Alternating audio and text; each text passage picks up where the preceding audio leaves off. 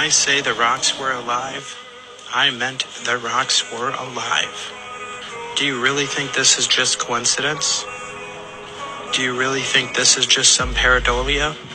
We're not just seeing faces here.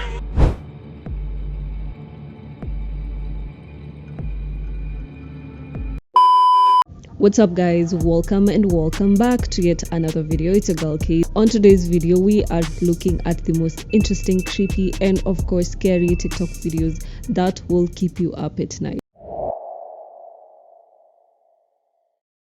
When I say the rocks were alive, I meant the rocks were alive. Do you really think this is just coincidence? Do you really think this is just some pareidolia? We're not just seeing faces here. A whole lot more than just faces. A coincidence is going to the market and seeing your friend there at the same time. Pareidolia is seeing faces in clouds. This isn't seeing faces in clouds. Just think of where all that pink Himalayan salt comes from. Now people say that's not how fossilization works, or we got carbon dating, but how accurate is it? You know they lie to us about everything. Just look at some of this petrification. Some of these artifacts that have no explanation. Petrification and fossilization takes a lot shorter than they tell us. And in the right scenario, like one big massive cataclysmic event, you have a perfect petri dish for what you see here. Geology, that is nothing more than hardened biology. Question everything, friends, especially the pink Himalayan salt.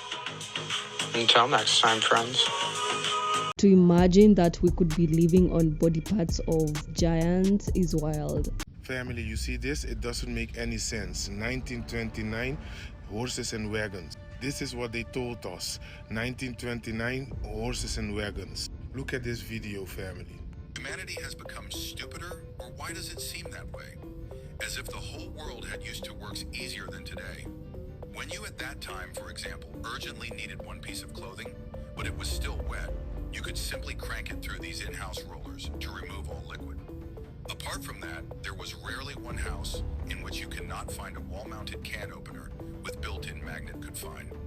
In general, there were many very helpful tools at that time, like this automatic potato peeler, who could peel a potato in 5 seconds.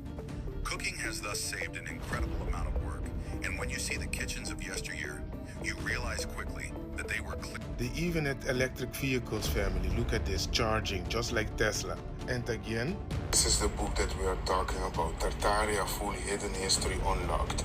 And this is the companion, Tartaria Book of Images. It's here, family, tartariaempire.com by Shudweni Novinta. So let me see if I got this straight. You're trying to tell me that this is a natural rock formation? Oh, you son of a ballbag. This is known as the Free Rock Whales in Thailand, and it's been given that name because people say it resembles a family of whales, a mommy whale, a daddy whale, and a baby whale. But the official narrative says that it's just a natural rock formation that was formed over 75 million years ago. But check the catch, 75 million years ago, this whole region was underwater.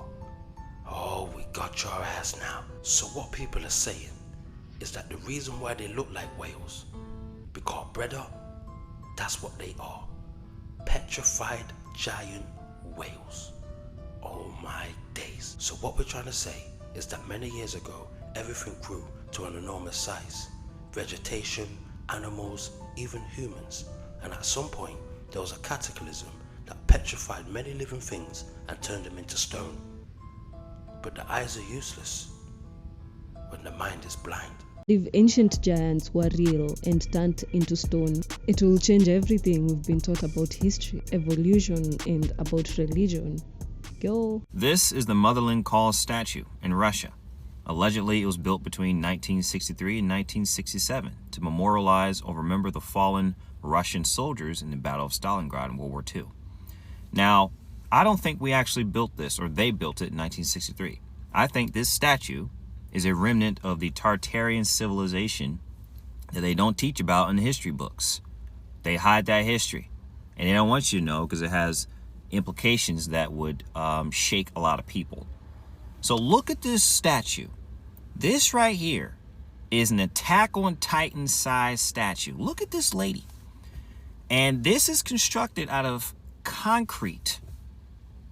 She's holding a sword, which is metal, but this is concrete. According to the fake information on Wikipedia, the way they built this was they created a metal cast from scratch, the same shape and size of the statue, and they poured concrete into the cast to make this perfect statue back in 1963.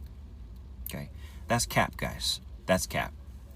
And they're saying that this statue is 290 feet tall, from the base of her feet to the tip of the sword. And if you look at these people next to this statue, you can tell this is bigger than a football field. A football field is about 360 feet, roughly. Look at the size of this lady. Do you really think they built that in 1963? It's cap. Look at those people down there. Can you see those people? They're trying to tell us that that is the size of a football field. Look at those specks, those people down there. Just look at that lady's arm. That looks like a real arm. You mean to tell me they made a metal cast and poured concrete into it to create that arm? Look at that hand. Look at those fingers. This is a Tartarian statue. And who knows who this lady really was in the Tartarian civilization? Who knows who this lady is or what she represents for real? They had to explain away why this statue was here, and the World War II Battle of Stalingrad was a perfect reason for that. This is fake history. This is not real. They did not build that in 1963, all right? And of course, they have construction photos. So if you notice in this construction photo, the statue is already built. The sword is already in place, and all they're doing is putting scaffolding around a completed project so they can take photos to sell the lie in the history books. Because they have to explain why this huge, out-of-place, Greek-looking Attack on Titan statue is here. So they have to create the history around it. All right? They lie about it. And remember, the Photoshop is very powerful. It's a very powerful tool. They can add and subtract anything they want. Another construction photo where the guy's he's just climbing on it. And there's another dude over here under it, just hanging on, acting like they're building stuff. They're not building jack squat. They're not building nothing. This one is just for scale. Look at that dude. Look how small that dude is on that lady. Okay? That's a Titan. That's a Titan. Why'd they need to build it that big? Look at the magnificence of this. Look at the creases and the folds in this lady's gown thing. Look at it. It's blowing in the wind. There's no way they built that in 1963. And I know people are like, oh, well, they built skyscrapers and stuff. A lot of those skyscrapers in New York and some of these cities are Tartarian skyscrapers.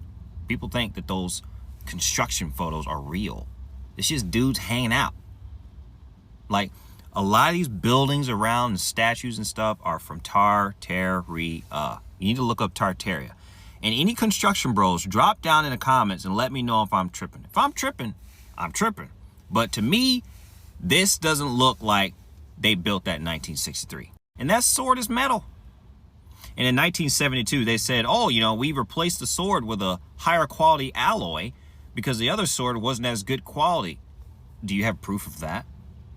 Of you putting that sword into place?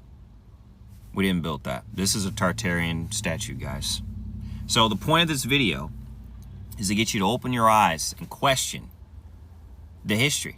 The history is going to be capped. Don't trust anything that you hear. Anything that you hear in the history books, most of it's going to be capped. And they don't want you to know what this really is. Who is this lady? In the Tartarian civilization, who was this lady? We'll never know. Because they're never going to tell you the truth about this lady. They're never going to tell you the truth about, the last reset. That was probably in the late 1600s or 1700s. They're not going to tell you and what it means and all the implications it has on history and the timeline. They don't want you to know any of that stuff. Question everything. Do not believe the mainstream. All they do is lie.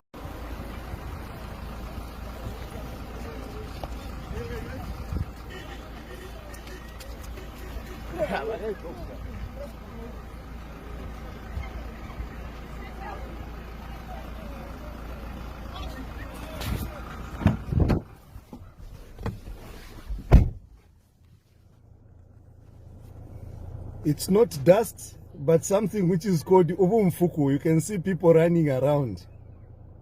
These are insects. It's covered. The sky is covered. Visibility is coming to zero. Yeah, this is Samphia, for real. I can't imagine. I can't imagine. I've never seen. Think of it. Look, as if it is the sky. But these are insects flying around. I can't imagine. I can't imagine. Wow. Wow.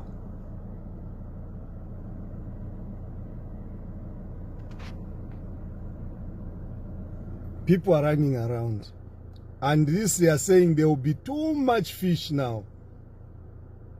This is what they are saying. Too much, that there will be too much fish.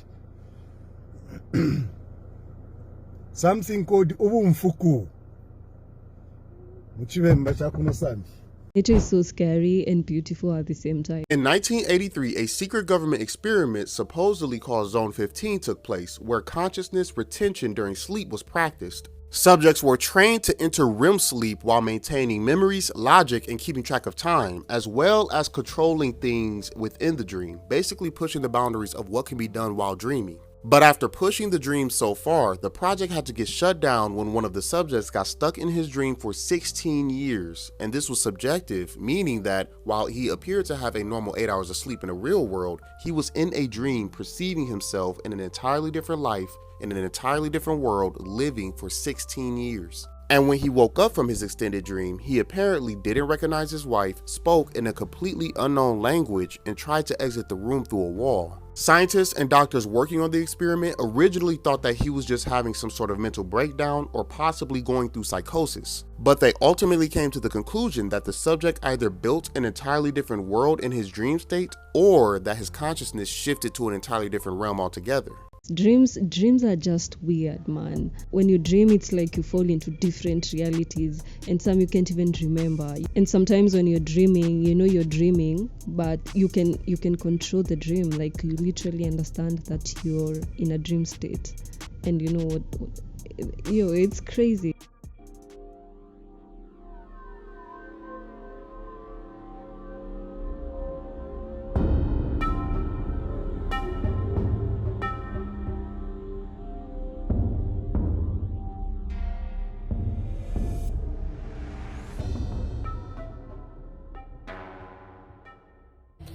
This is my great uncle's folder from Shepherd Air Force Base. I often also show his Aberdeen Proving Ground stuff. That's my little pink book, wherever it's hiding at the moment. And then I also go over his old notes with flux density notation with mercury and whatnot. Why? So that people understand that this has been going on for a really long time. So tell me how your phone works. When you click a button and you send an email, you don't see the email leave the phone. It's a wireless, invisible signal, just like your body. It's a body part. So when I worked at UW Whitewater, for my job, I found IBM software that they alleged was also used way back when Fauci and them wanted to get their shit off the ground for attacking the human immune system. Well, if you don't know that the human immune system is 80% your biofields, you called it the aura, you called it stupid. Yeah, I know. That's because 6,000 years of human telemetry, chiropractic, and the rest of it for your circulatory system just magically disappeared. Nobody has any idea what's going on. That was 6,000 years of the human circulatory system. You call it chakras. Yeah, they call it aim and fire. 150 years ago, Aleister Crowley and people, yeah, nothing's real except what you can see. There is no biofield. There's no cymatics, there's no radionics, there's no plasmonics. There's nothing except what you can see. Well, that's a body part that's responsible for 80% of our immune system. How do we know for sure? The definition at Children's Hospital: the organs and tissues that comprise the immune system, the thymus, the bone marrow, the lymphatic, your vessels, your spleen, and your skin. And so I'm like, yeah, the human biofield being watched by Project Salus. So the human biofield is the aura, is your W-band, 802.15.6. Department of Defense Directive 3000.09, everything is autonomous. And you have an MQ-9 Reaper drone attached to your skin and bone.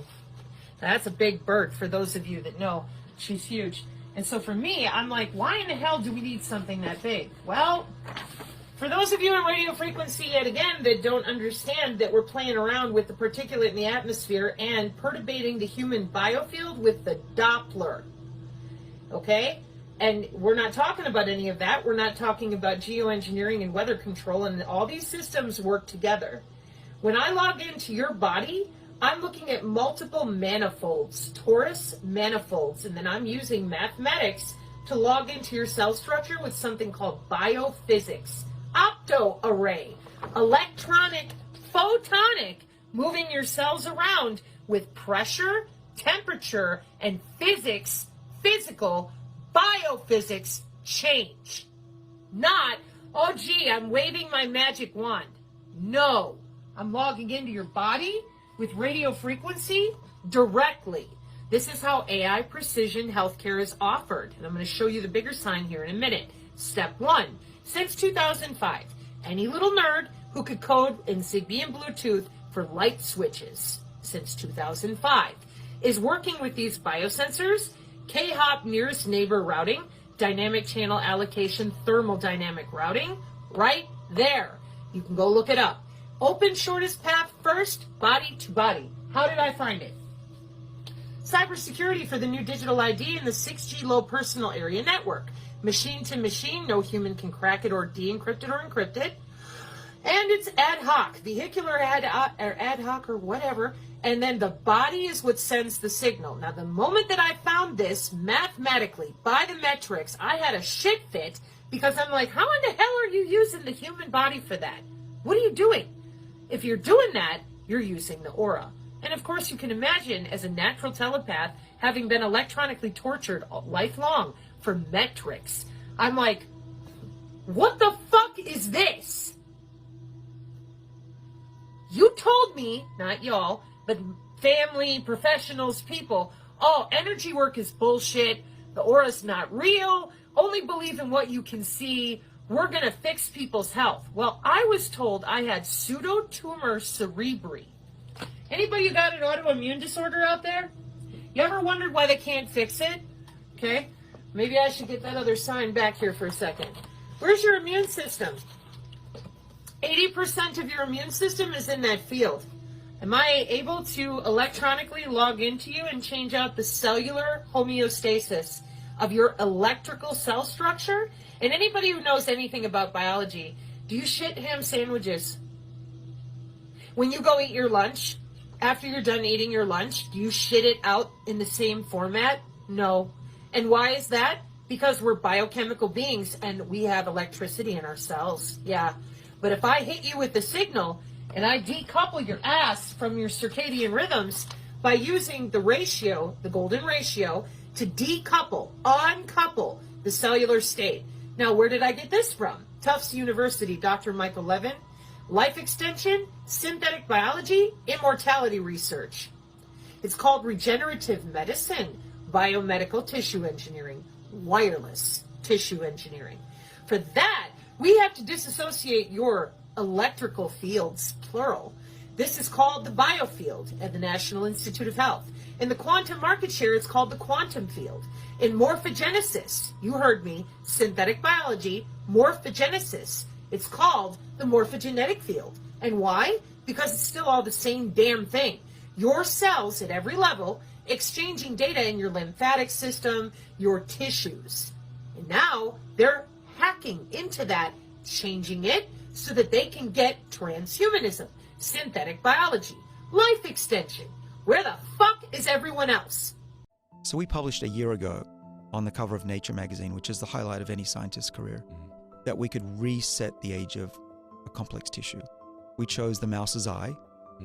We let mice get old and blind, and we reprogrammed their eye using these 3 genes.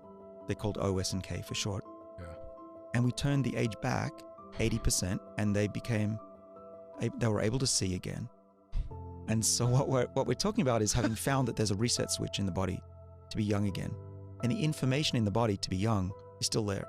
So theoretically, you could take someone who's 100 years old and reset their body to be young again. Now, the exciting thing is we've been doing clinical trials or preclinical trials, and there's no apparent downside to this yet. Oh my God. Isn't that great? No, that's incredible. Yeah, and it was a thrill to make this discovery.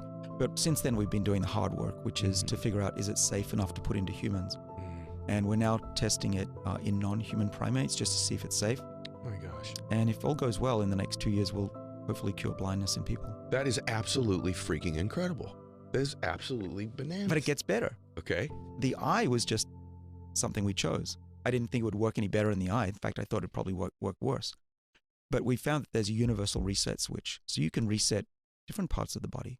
You can reset the skin. We've shown you can reset muscle. You can reset, what have we done? The skin was easy. So using the same genes. So we're just basically turning on an embryonic program in older people or middle-aged in their cells and in mice, and they get young again. What does this mean? This means one day it's going to be possible to reset the age of the body. We've done that. We've done that in mice. Now the question is, how soon can we get it into ourselves? Wow, that's amazing.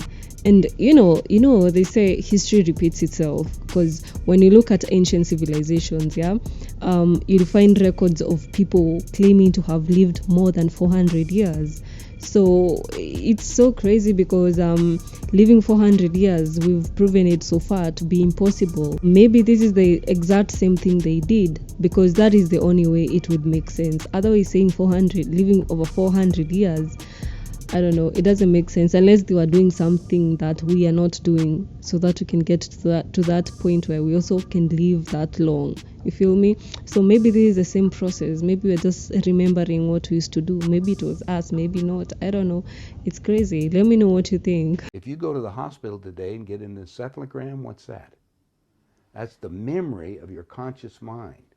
It's on the CD. Let's download it on this being. Now we got a walking, talking duplicate that has the total memory that you have, because we just took it off of your own mind. Okay, it's like Blade Runner, the android. Exactly. The only thing is that it's like this DVD recorder. Sometimes you have glitches in it, so you have to have them tuned up occasionally or redone them. And so we take them to Camp David, or there's a wing at Bethesda Hospital, to just tell you. If you go down there and check, you'll find the nurses, if they're willing to come forth, they'll tell you they work on those people, and they call them the others. I thought it was interesting. They're people. Remember, these people can think and act, but they don't have soul. That's also prophesized. Soulless beings. That's true. That's true.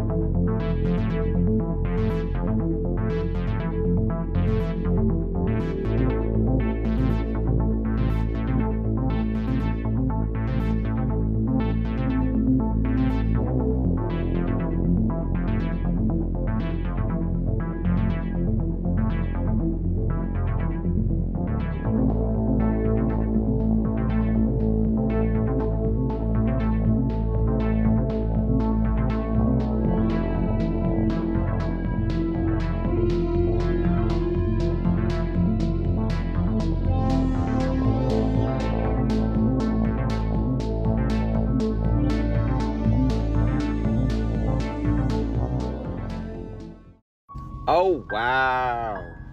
So you telling me my toothache is really my liver saying it's going through it? So this whole time, I really didn't need a toothbrush, bro? Apparently, every tooth is connected to an organ. Like on some spirituality type shit. I ain't brushing my teeth no more. No, I'm doing chakra alignments with the water pick, cuz. Yeah, it's crazy because my dentist said open wide and my childhood trauma came out, literally. So when I smile, I'm actually showing you a full body MRI scanning. Forget the Colgate. I need a spiritual cleanse and a therapist, bro. So you got two pains? Yeah, bro. Your liver is literally trying to check out. Next thing you know, they will be saying your left molar is holding ancestral powers. One more cavity, and I'm calling my shaman. Fuck my dentist, bro. Yo, so is this not what people have been seeing in the sky? Anyway, this gets actually a lot crazier. This is not why I'm trying to show you this, but this part does look like some shit that's been flying around when people zoom in. But wait till I do this. Hold on.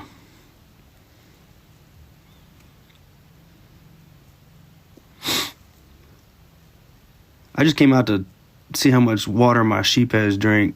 That's what I do. I check on them like that. So you see how this is? Just wait. Just hold up till the damn thing stops. I had seen a video of a dude saying that the moon is a reflection of the earth.